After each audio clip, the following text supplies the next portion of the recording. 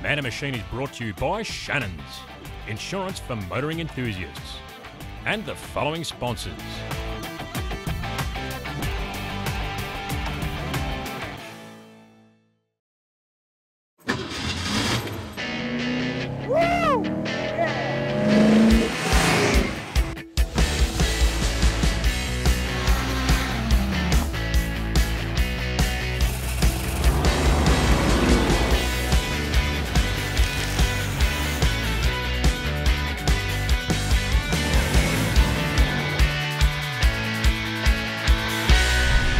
Unbelievable!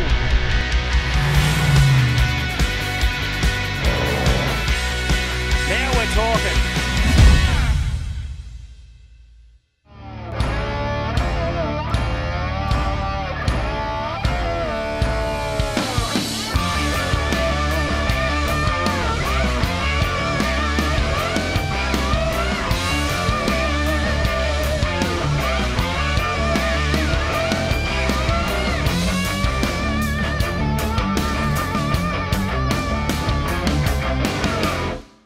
Welcome to Man and Machine. While it looks like we've found another car collection, it never ceases to amaze me of what can be found in all corners of Australia with some of these hidden collections. So let's open up these big doors here, get inside and see what we can find. Wow. Electric Blue XY GT, what a gem. Silver Fox XW GT. There's cars everywhere in here, it's amazing, and the building is absolutely incredible. Michael Swartz, how are you, mate? How are you, Clint? Good to see you. Good to see you. Mate, I'm in awe of this place. The cars you've got here in the building. Tell us all about it. Let's start with the building first. Where did it all start? To start off with, really collecting old signs and old stuff from when I was young, like in my early 20s, and always had a dream of having a huge garage, but just to make it look old and an authentic garage as such. Sourced all the beams from an old place in Malvern, which is hard to get the span. All the bricks are recycled. Yeah, there's about 30,000 bricks in the building, and I think there's 8,000 in the fireplace. Yeah, they made the doors at work, built the trusses on the ground and craned them up. Lots and lots of work. It's hard finding all the stuff to actually make the place look old and original. So effectively, you've made this building look old through using old materials. Yeah, that's right. The hessian in the roof to hide the insulation and all that sort of stuff. Old fixtures and the power points and stuff made out of timber. And a good friend of mine came, and he's an engineer himself, and he asked me what the building was used for before we used it as a garage, which is a bit of a compliment because it was a brand new building at the time. So it was probably 6 months old. So that's amazing. So we're talking about a guy who knows what he's looking at. Yeah, so that was pretty good. And what about the old bar, mate? It's incredible. It looks like we've just walked into an old pub. And we got out the keg and Dandenong, and it was super cheap. It was around $400, but we had to pull it out ourselves, which is a big job, very heavy. So Mick, tell me about your fascination with cars. Where did it all start? My dad had a Phase 1, which we travelled a lot in when I was young. My uncles had GTs. It was my dream to always have a GT. I got my first one when I was 19 and just sort of saved and worked and bought a better one, and just kept going. It's just been a passion. Looks like it's definitely in the genes, in the family. 100%, yeah. Well, mate, how about we have a look at some of these cars? Yeah, cool, no worries. So Mick, let's start with this beautiful electric Blue XY GT, mate. Tell us all about it from the beginning. Got it from Tasmania, and I wanted a black trim manual one, which is hard to find. Had a bit of an engine rattle when I got it, and decided to restore it. Bare shell, rotisserie, and I try to use as much original stuff inside the car. It's got original carpet and hood lining and all that, door trims and crash pad, all that sort of stuff. Seat belts, it's all original stuff inside. So it's got its original engine in it, was standard bore, now it's 20. So. And the engine, is it modified? A camshaft and roller rockers, but it's got exhaust manifolds on it, so it's pretty standard in the engine bay and all that. So it's got the old school factory look, but she's a little bit grumpy in there for you. Yeah, it just sounds good. Yeah, it sounds a bit better. So just got a factory type exhaust system on it, but from end to end, the whole car's been done. So.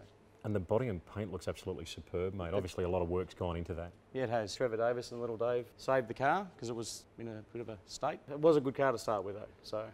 How about we fire this thing up and have a listen to it, mate? Can we do that? Of course. Yeah. No problem.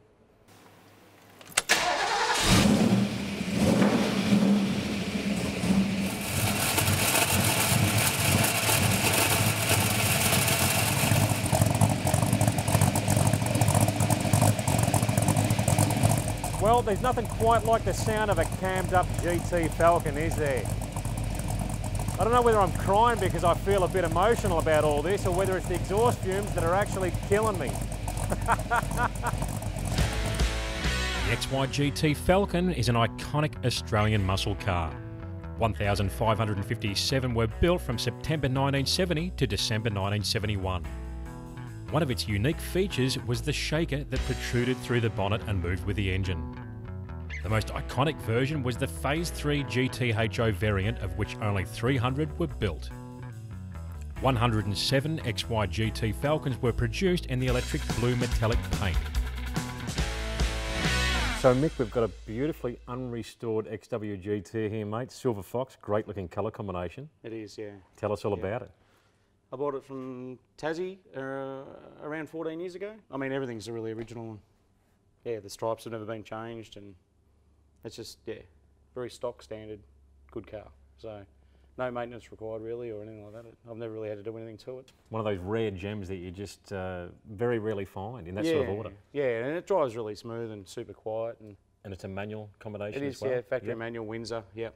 Fantastic. And the Windsor, they're a great little engine. I love the McClevelands, don't get me wrong, but they're quite a punchy thing, the Windsors, aren't they? Oh, yeah, this one's not all that punchy, but it's just a nice car to cruise around in. Shannons Club, a hub for motoring enthusiasts. So join, create your own garage, share pics, videos and stories of your current and past machines, connect with other enthusiasts. Be sure to watch Shannons Club TV with a host of dedicated motoring channels, including past episodes of Man and Machine. So jump on board with Shannons Club. I'll see you on there. So Mick, here's an interesting old piece of machinery. Tell us about this old girl. What is she? An improved A Roadster. It's an Aussie one, 1930. It's still registered, still goes. Was actually rescued. The guy was going to hot rod it.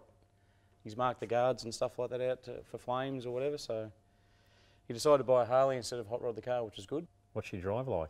Like a grey Fergie tractor, I suppose. But it actually goes down a dirt road smoother than a new car. I guess the diameter of the wheels, and they were designed for those sort of roads, I suppose. But yeah.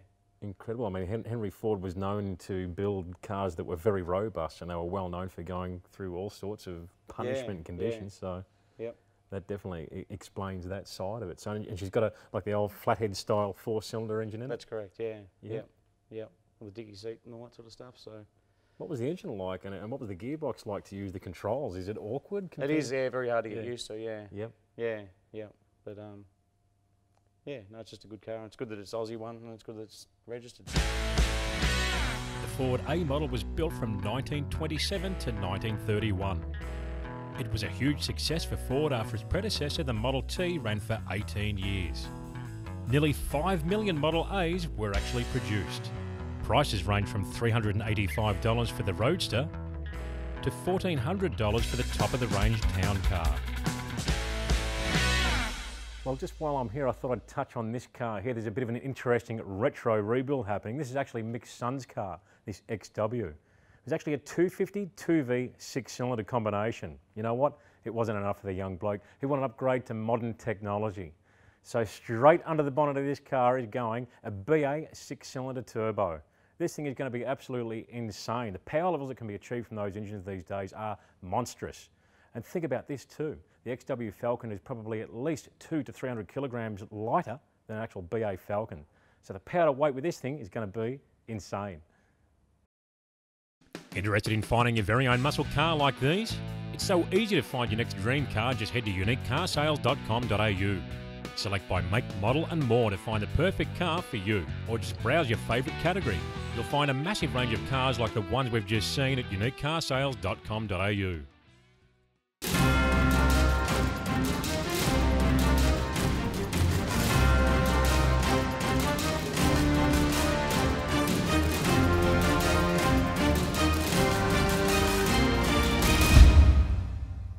Well, here we are again, back at Auger Engines. That's right, it's Project Warhorse time. We're going to see some of the crucial oiling system modifications that are going to be made to my 351 Cleveland here, and see the Auger team work their magic. Stay tuned, I reckon you'll love it. You are limited to the components you can use with Group NC racing. Cylinder blocks have to be a factory variant, same with the cylinder heads. I believe the crankshaft's open, the conrods are open. So it makes it difficult to find a good block that has good integrity to use for that level of endurance.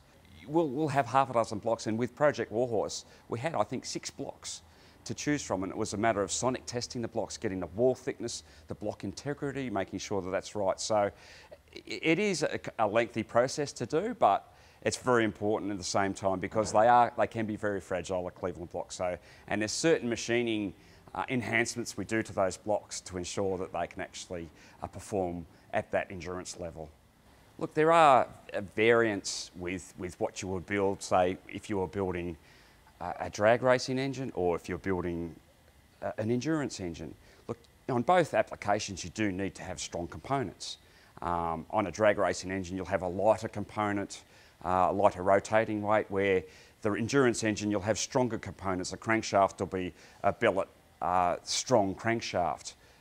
The conrods will be heavier grade. The conrod bolts are important, they're a heavier grade. The pistons are stronger. So you end up with a heavier rotating mass.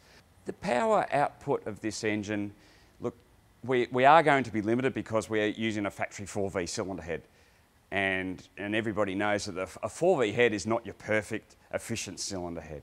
So we are restricted there as well. However, like compression ratios are important, camshaft design is very important. So it's not a matter of going, oh yes, I'll take that camshaft or we'll use this compression ratio. So it's very careful calculations are made to determine what we're going to, the power output of this engine. Look, we're hoping to get around the mid 500 horsepower. That could vary, it all depends on the intake, the carburation, the exhaust. So there's a lot of factors around just the engine itself to what power output that engine, our Project Warhorse engine will make. Now, with the type of racing we're running Project Warhorse in, Group NC Historics, it's based on the old style of racing, back in the 70s, like when Alan Moffat was running his Phase 3. Now, there are limitations. You can only use a standard factory-style engine block, so you've got to modify that thing to make it hold up. One of the biggest dramas with the 351 Cleveland is they're not a priority mains oiling system. That means that oil goes to one area but not the other, to all of the main bearings where we need it when we're revving at extremely high RPM. So what they're doing here at Augers is they're actually restricting some of the oil going to the top end in a way of running bushes or sleeves in the actual lifter bores to reduce the amount of oil going to the top end of the engine. We don't want all that oil up there at high RPM. We want it down at the crankshaft main bearings, right where we need it, to make that thing last. Now, back in the old days when they used to run these things in NASCAR and around about 1970, they'd sing on about 6,800 to 7,000 RPM all day with the standard oiling system and make about 500 to 515 horsepower. That was fine back then, but once they started looking for more power and revving those things past 7,000, that's when they started to fail. And that's why modifications like this had to be done even back in the day, and that's why the boys here at Auger Engines are duplicating that to a T now with a little bit of modern technology and a bit of finesse on Project Warhorse to make it work. Just to follow on what Glenn was mentioning about the oiling and maintaining that priority oiling, is the reason for the lifter bores, or what we do is we restrict, by using this bushing, we restrict the hole or the oil feed hole that runs up through the lifter and then up through the push rod. So it's a very, very small hole, and that's the way that maintains that priority oil. So you're lessening the amount of oil feed that runs up through there. The reason we actually adapt this jig to the block and why we do it is to get the lifter bores in true line with the crankshaft centerline compared to the camshaft centerline. And the way we achieve that is there's a bar that runs through the main centerline or the main bearing or the main journal centerline, and then we have a bar that runs through the camshaft centerline. And with this bar that's running through the camshaft centerline has location points for our reamer that locate in there, and also this top part of the reamer and the top bar that's bolted on the top here has locations as well. So you get the perfect alignment vertically, you get the perfect alignment in the X and Y planes as well, so that your lifter, each lifter is sitting in the exact same position as it should where it bears on the camshaft. And that allows you to have, it improves the timing characteristics, the camshaft timing characteristics of your engine. So in the end, you actually get better performance out of your engine. G'day, my name's Rob Godfrey and I use and recommend Aeroflow fittings, whether it be for show or go. Hi, I'm Poe. This is my 7-second Supra. I use and recommend Aeroflow.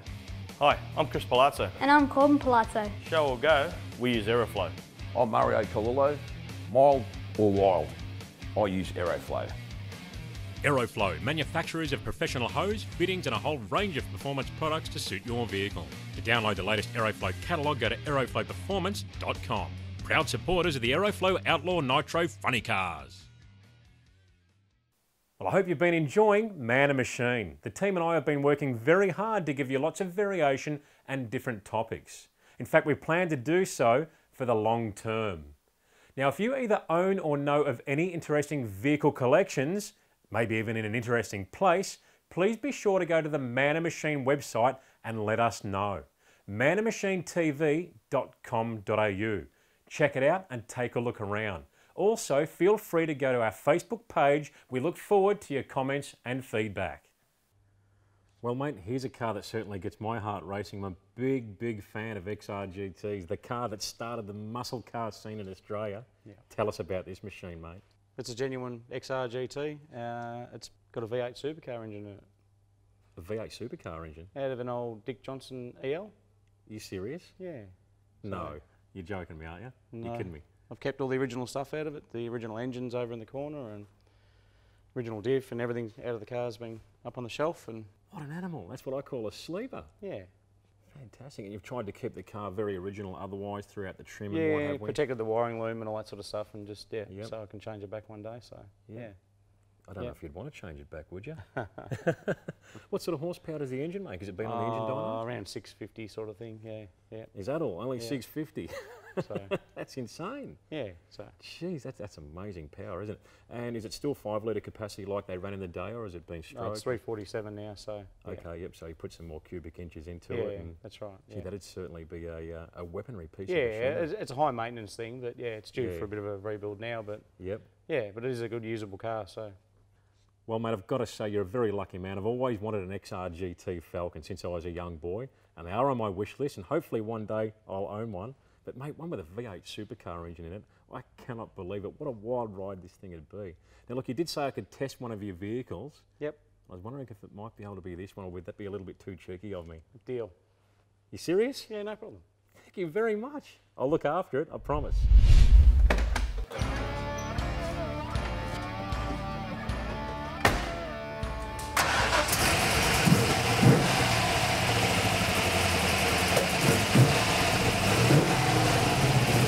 Living the dream.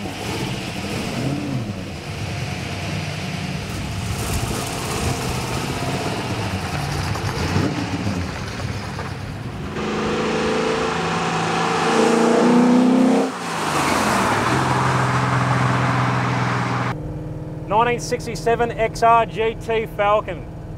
Just to drive one of these things is a massive privilege. It's the car that started the muscle car era in Australia. Before these cars, there was really, the only car that really resembled any sort of muscle car was an AP6 V8 Valiant. Little 273 V8, nice bit of a centre type shift there, almost something that resembled the B&M shifter of the day. Great thing, but nothing quite like the Mustang bred XR GT. These things really did set the world alight here in Australia. They won Bathurst, they blew everything off the face of the earth, and that's where it all began. The battle of the big three, GM, Ford, and Chrysler. This thing is a great thing. Drives really well, sits on the road beautifully, but it's got a V8 supercar engine in it, for goodness sake. Can you believe that?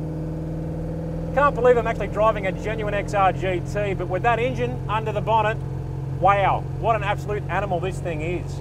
Have a listen to the induction noise.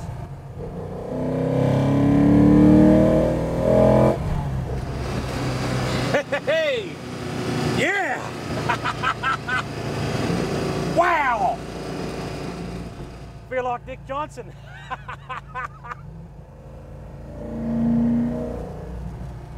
Better not be too silly. Can't afford to lose my license. It's such a pleasure to drive this thing and experience that induction roar of those 8 trumpets. Wow. Sort of resembles a roaring elephant under the bonnet of the car. I can't explain it any other way. I could certainly get used to it though.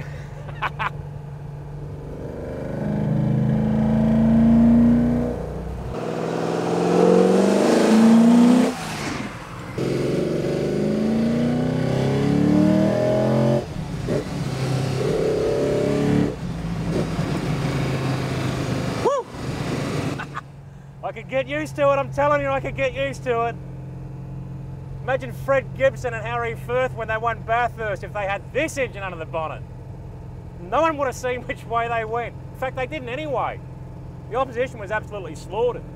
Little Mustang bred 289 just kept on trucking all day long.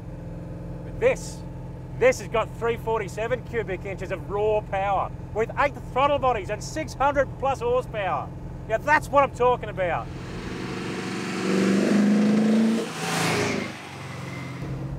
You want to hear some music? Listen to this.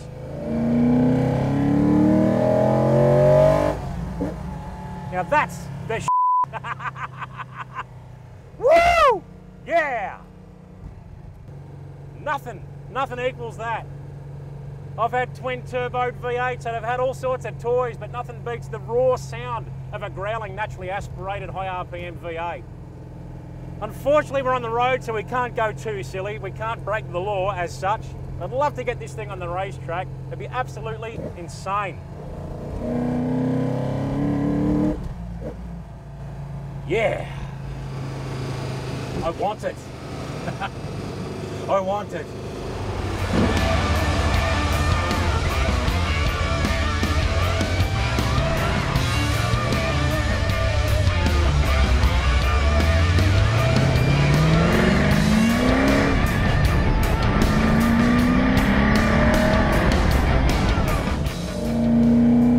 Just listen to those 8 trumpets pulling in all that air, that growl this thing makes.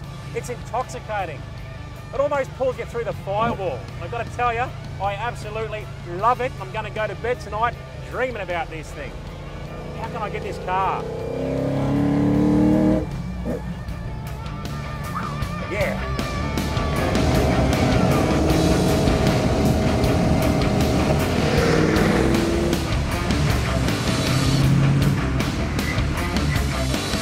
Well, what can I say? What a blast. Not only did I get to drive a V8 supercar powered XRGT Falcon, but what a magnificent collection Mick's got here. And the building, what can I say? He's done a fabulous job of making this place look the historical part that it does. Mate, I'm proud of you. Anyway, thanks for watching and we'll see you next time on Man and Machine. Next episode of Man and Machine, we end up in a place that's a cross between a ghost town and a war zone. Then we end up driving a weapon of mass destruction. Drive an attack! Woo!